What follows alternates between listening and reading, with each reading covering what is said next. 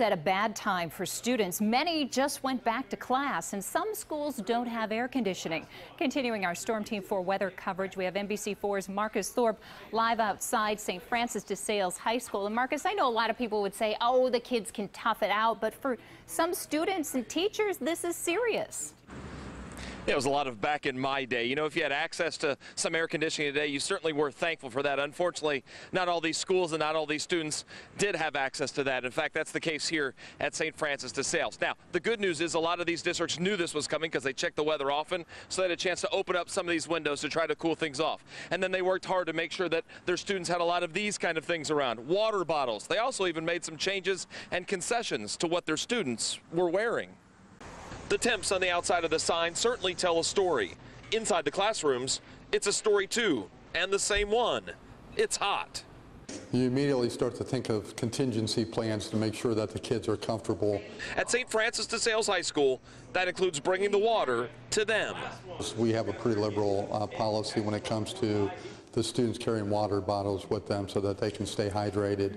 The good thing about a lot of these districts, they're really tapped into what's going on with their students, and especially with the heat.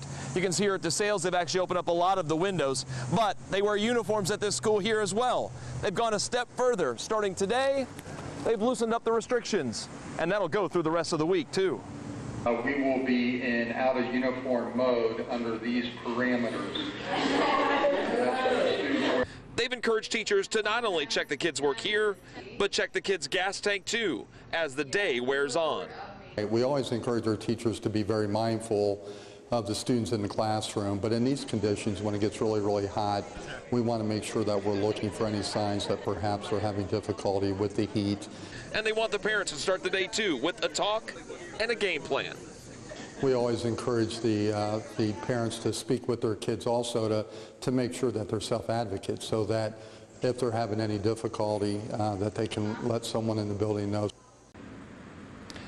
Yeah, those kids pretty excited when they found out no ties for the gentlemen and no jumpers for the at the school. Now, coming up new for you at 6, another district working hard to try to get new junior highs. They suffered through another day today without any air. We'll share that with you, how they plan on doing it, and they hope at no cost to families in their community. That's new at 6. Go to our NBC4 Facebook page. More than 150 people sounding off about how hot is too hot for kids to learn. We want you to sound off as well there at our NBC4 Facebook page. I'm live, Marcus Thorpe, NBC4. Yeah.